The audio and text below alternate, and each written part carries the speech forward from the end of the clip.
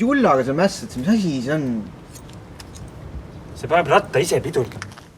Mis järgmiseks ise sõitvad rattad või?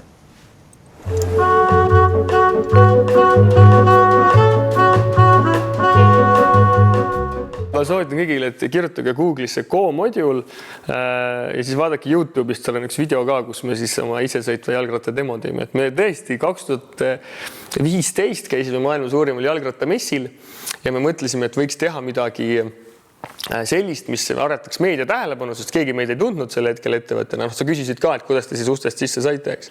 Siis mõtlesime, et võiks teha midagi sellist, millega me saaks meediasse. Istume maha ja siis meil olid kõik sükst mehhatroonika ja mehaanika, elektroonika insenerid ja siis meil on üks asutajatest on siis IT-mees, progreja.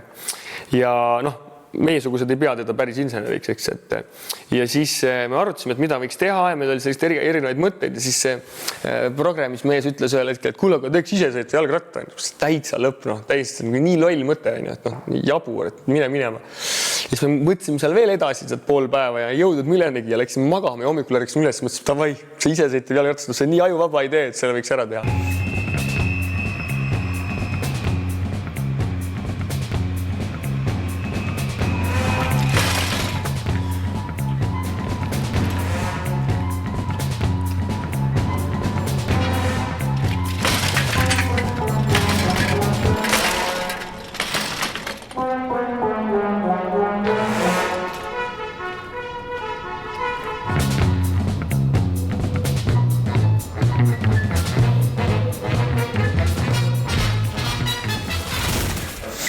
Ja siis me ehitasime sellise kolmerattalise ratta, mis toimetas siis nii, et mobiiltelefonist said teda nagu juhtida, et kui sa keerasid mobiili, siis rattad keerasid vajutas peale, siis ta sõitis ja me kutsusime seda maailma esimeseks isesõitva jalgratta prototüübiks. Ja ühesõnaga pikk lugu kokku võtta, siis me saime lõpuks Saksamaa Delfis videouudisega esileheküljele. Ja ma ei tea, seda ma arvan, mingid miljonid inimesed vaadanud. Der Spiegel on see Saksa väljaanne.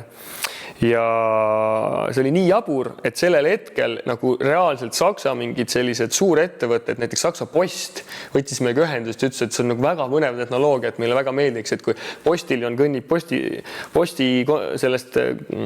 postkastist postkastini, et siis ratas sõidaks tal ise järgi.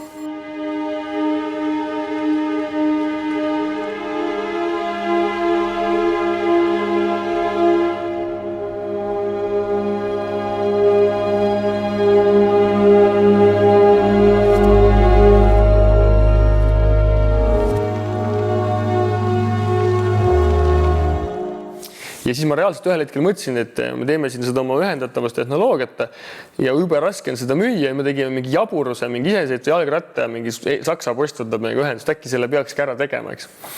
Ja siis ma võtsin paari oma tudengipõlvega nagu sõbraga ühendust ja siis nad ütlesid, et kuule, me juba töötame sarnase asjaga ja siis nädal aega hiljem tuli välja Starship Technologies, et see oli väga nagu äge hetk. Aga ei, me nagu selles mõttes ikkagi agime oma asja juurde, tegime oma asja edasi ja see ratas ikkagi tundus siuke müstifikatsioon ja ma endiselt arvan, et seda ei ole vaja maailmale. Juba väiksena ma unistasin sellest, kuidas saada suureks. Ent suureks saades suureks kasvada ma unustasin.